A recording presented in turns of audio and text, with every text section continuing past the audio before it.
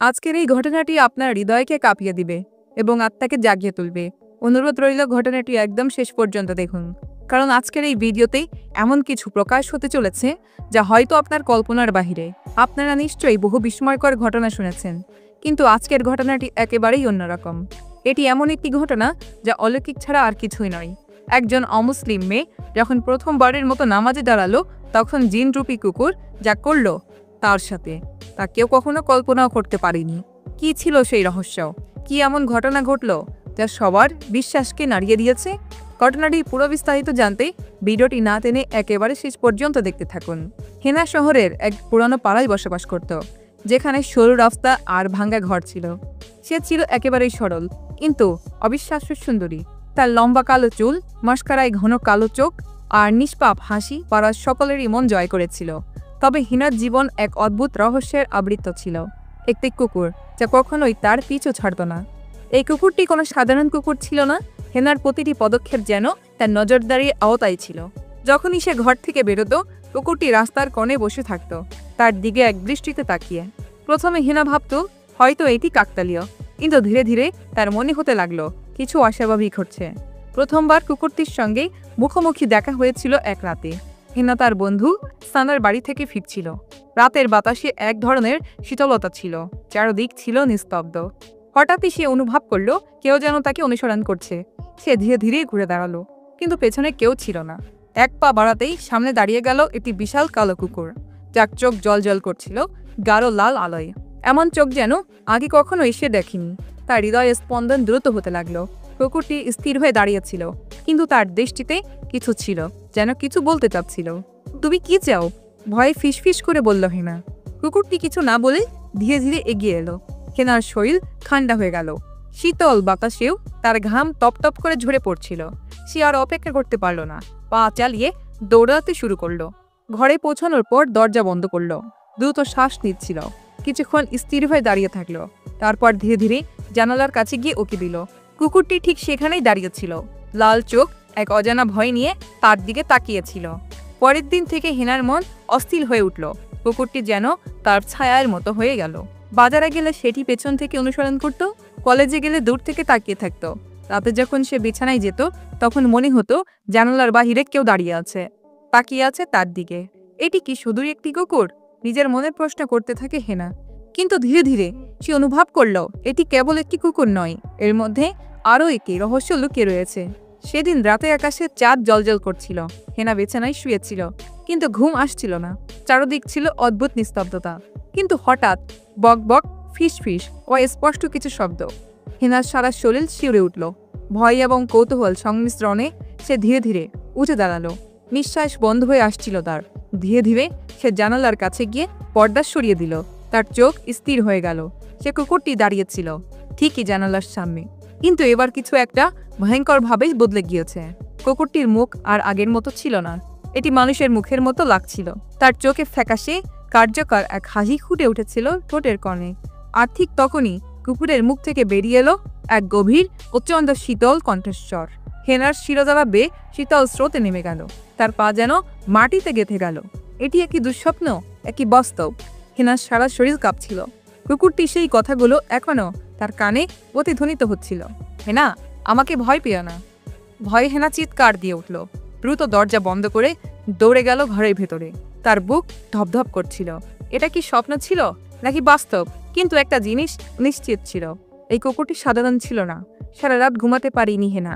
একেবারে চোখ বন্ধ করলেই মনে হচ্ছিল জানালার বাহিরে কেউ দাঁড়িয়ে আছে, তাকে দেখছে, তাকে ডাকার চেষ্টা করছে। সকাল হতে না হতেই সে তার বন্ধু সানাকে ফোন করলো। সানা, আমি যা দেখেছি তা কল্পনা নয়। গত রাতে কুকুরটা কথা বলেছে। সে আমার নাম ধরে ডেকেছে। প্রথমে সানা হেসে বলল, একটা কুকুর কিভাবে মানুষের মতো কথা বলতে পারে? হেনা, তুমি হয়তো ঘুমের ঘরে কল্পনা করেছ। সানা, আমি মজা করছি না। এই কুকুরটা স্বাভাবিক কিছু নয়। সারাক্ষণ আমার দিকে তাকিয়ে থাকে, আমাকে অনুসরণ করে। আমি নিশ্চিত কিছু একটা আছে। সানার মুখ থেকে এবার হাসি মিলে গেল। সে কিছুক্ষণ চুপ করে রইল। তারপর বলল, যদি তাই হয় তাহলে ব্যাপারটা সত্যি অদ্ভুত। এটা কি কোনো জাদুবিদ্যা নাকি কোনো অভিশাপ? সেই রাতেই হেনা অস্বস্তি অনুভব করছিল। মনে হচ্ছিল চারপাশে বাতাস ভারী হয়ে উঠেছে। এমন লাগছে যেন কেউ আমাকে ডাকার চেষ্টা করছে। সে ধীরে ধীরে জানালার কাছে গেল। এক ঝলক ঠান্ডা বাতাসে তাকে কাঁপিয়ে দিল। বাইরে তাকিয়ে হেনার বুক ধক করে উঠল। সে একই কুকুরটি আবারও সেখানে দাঁড়িয়েছিল, কিন্তু আজকের রাত আলাদা ছিল। কুকুরটি কেবল তাকিয়েছিল না, ধীরে ধীরে হেনার বাড়ির দিকে এগিয়ে আসছিল। হেনার নিঃশ্বাস দ্রুত হয়ে উঠল। ও আল্লাহ, এটা কি হচ্ছে? সে দ্রুত দরজার দিকে ছুটল। দরজা বন্ধ করতে যাবে, ঠিক তখনই একটি অদ্ভুত কণ্ঠস্বর প্রতিধ্বনিত হলো ঘরের ভেতরে। হেনা, দরজা বন্ধ করো না, আমি তোমার সাথে কথা বলতে চাই। হেনার হৃৎস্পন্দন দ্রুত হতে শুরু করল। সে একদম ভয়ে থমকে গেল, পা যেন মাটি থেকে সরে যাচ্ছিল।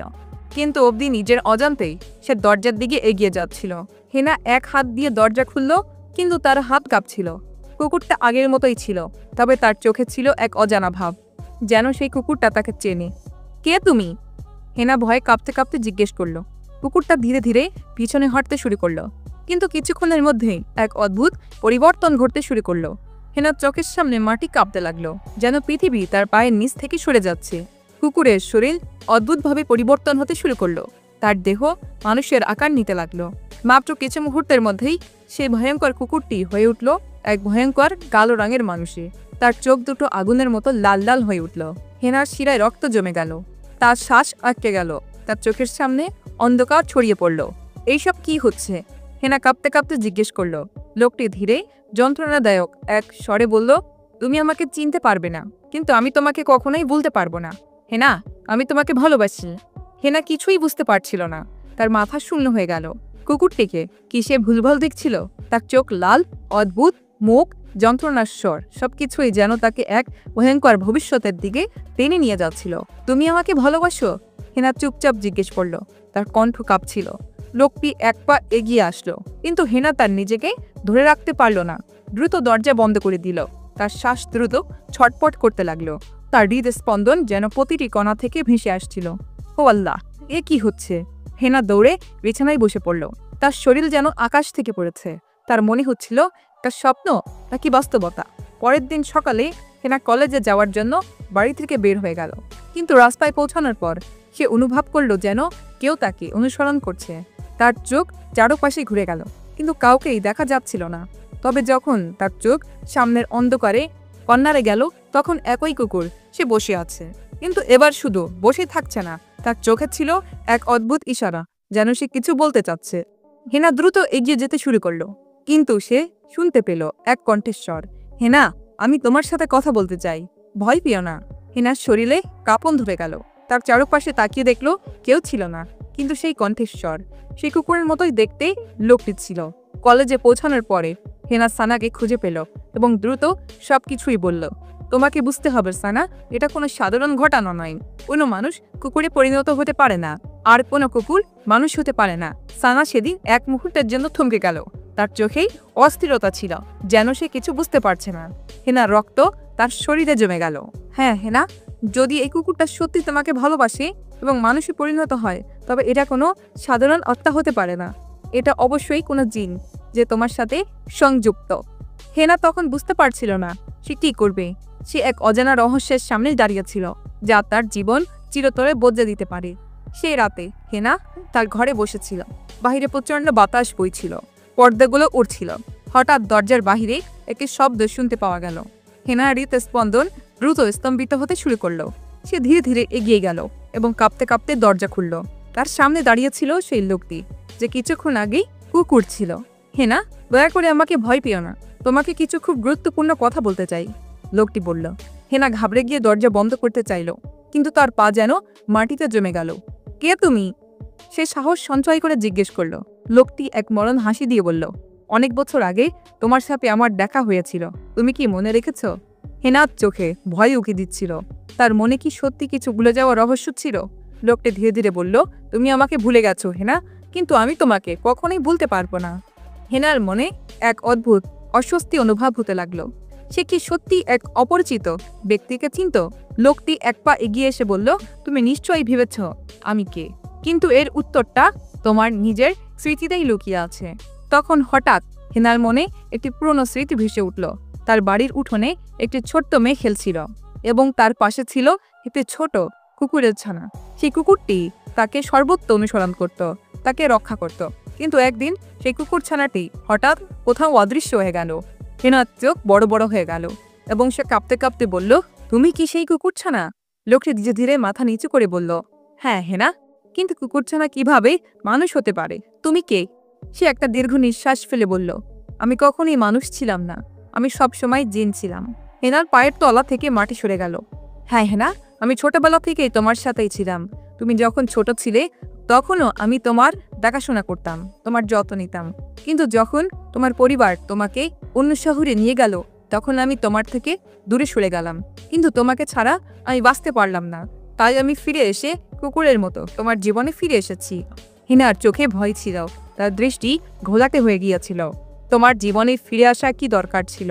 তার চোখে গভীর হতাশা ছিল। কারণ আমি তোমাকে ভালোবাসি হেনা। হেনার নিঃশ্বাস বন্ধ হয়ে গেল। না না, এটা হতে পারে না। সে পিছিয়ে এসে বলল, তুমি মানুষও নাও, তুমি একটা জিন। লোকটি যন্ত্রণাদায়কভাবে হাসল। হ্যাঁ আমি জিন, কিন্তু আমার হৃদয় ভালোবাসা মানুষের চেয়েও বেশি সত্য হেনা। হেনা আর শুনতে পারছিল না।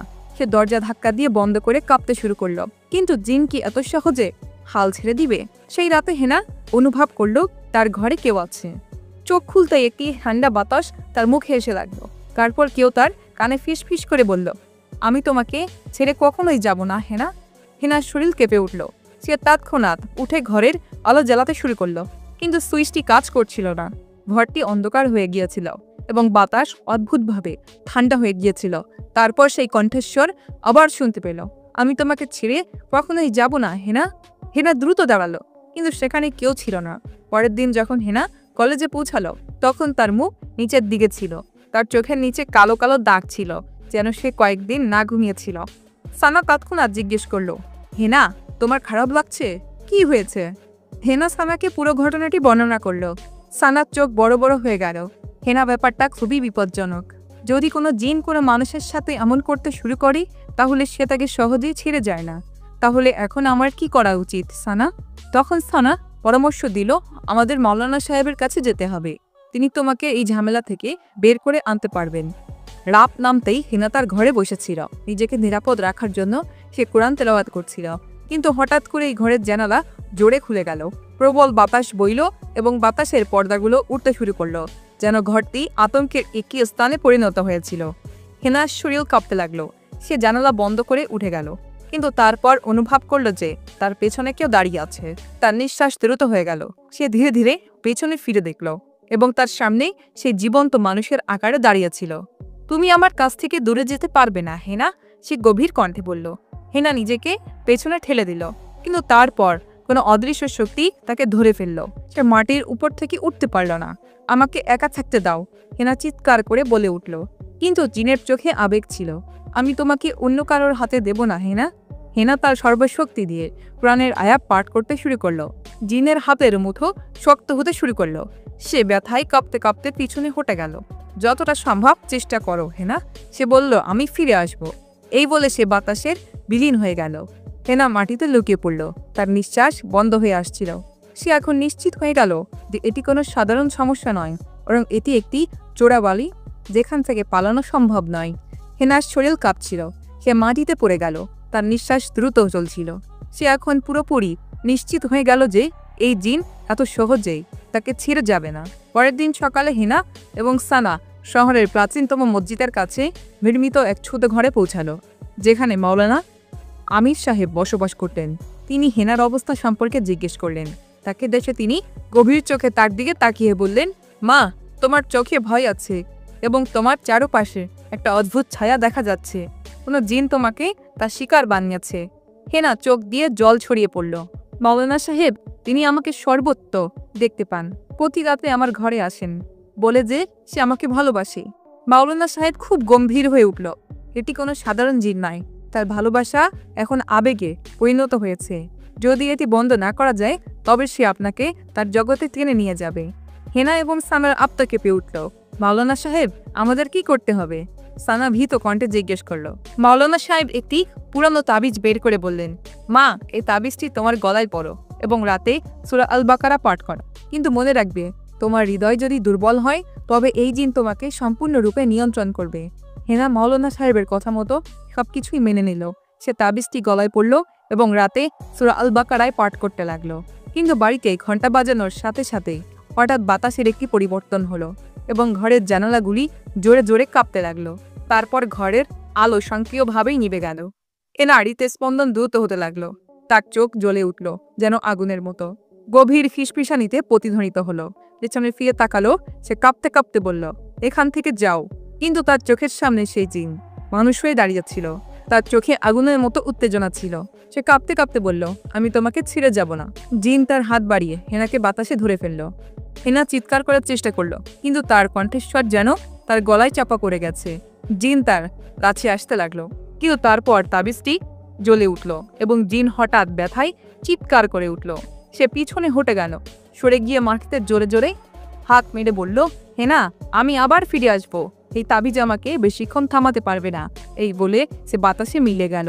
হেনা ভয়ে কাঁপছিল, কিন্তু সে জানতো যে এই লড়াই তত সহজ হবে না। এই জিনটি কেন আমার পেছনে আছে? সে ভেবেছিল, আমি কি এই ঝামেলা থেকে বাঁচতে পারবো? সারা রাত ধরে সে পালা বদল করতে থাকে। জিনের কথাগুলো তার মনে প্রতিধ্বনিত হচ্ছিল, তুমি শুধু আমার। সকাল হওয়া মাত্রই হেনা মাওলানা আমির সাহেবের কাছে গেলেন। মাওলানা সাহেব বসেছিলেন এবং তার মুখে চিন্তার ছাপ ছিল। হেনা তার দিকে তাকিয়ে বলল, মাওলানা সাহেব, তাবিজটা আমাকে সাহায্য করছে না।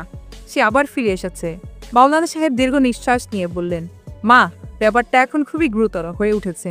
এই জিন শুধু তোমাকে ভালোবাসে না, সে তোমার ওপর পুরোপুরি নিয়ন্ত্রণ পেতে চায়। কিন্তু এই জিনটি আসলে কে? হেনার কণ্ঠস্বর কাঁপছিল। মাওলানা সাহেব পুরাতন বইগুলো বের করে কিছু পাতা উল্টে দিলেন। তারপরে তিনি হেনার দিকে তাকিয়ে বললেন, এটি সাধারণ কোনো জিন নয়। এটি একটি বদোয়ার বাঁধা একটি জিন, যার নাম ছিল ঝাক্কার। অনেক বছর আগে এক ছেলে একটি মেয়েকে অত্যন্ত ভালোবাসত, কিন্তু সে মারা গেল। তার আত্মা কালো জাদু দ্বারা বন্দী হয়ে গেল এবং সে এক সময় এই জিনে পরিণত হলো। তার নাম ছিল ঝাক্কার। আর এখন সে তোমাকে তার বধূ বানাতে চায়। সেদিন রাতে হেনা অনেক সাবধানে রাত কাটালো, কিন্তু ঘড়ির কাঁটা রাত 3টা বাজানোর সাথে সাথেই ঘরটি হঠাৎ ঠান্ডা হয়ে গেল। জানালাগুলি কাঁপতে শুরু করলো এবং বাতাসে এক অদ্ভুত খসখস শব্দ প্রতিধ্বনিত হতে লাগলো। তারপর একই ভয়ঙ্কর আওয়াজ শুনল, হেনা, আমি এসেছি। হেনার শরীর আঁচড় হয়ে গেল। পিছনে ফিরে তাকালো। সে দেখতে পেল যে ঝরকা তার সামনে দাঁড়িয়ে আছে। তুমি যতই চেষ্টা করো না কেন, আমি তোমাকে আমার কাছে ডেকেই নিব, হেনা। সে বলল, হেনা তাবিজটি ধরে আয়াতগুলি আবৃত্ত করতে লাগলো। কিন্তু ঝরাক আরও রেগে গিয়ে বলল, আমি তোমার কাছে এসেছি, আমি সত্যি তোমাকে ভালোবাসি। এই ভালোবাসা বন্দি নয়। হেনা চিৎকার করে বলল, ঝাড়কার, তুমি কি কখনোই থামবে না? ঝাড়কার ভয়ে তাকালো এবং তারপর হেনা দেখল যে ঝাড়কার তার চোখের সামনে অন্ধকারে ডুবে যাচ্ছে। সে নিজেকে এক অদ্ভুত এবং ভয়ঙ্কর জগতে পেল, যেখানে সর্বত্র গভীর কুয়াশা এবং দূর কোনো মানুষ দেখা যাচ্ছিল না।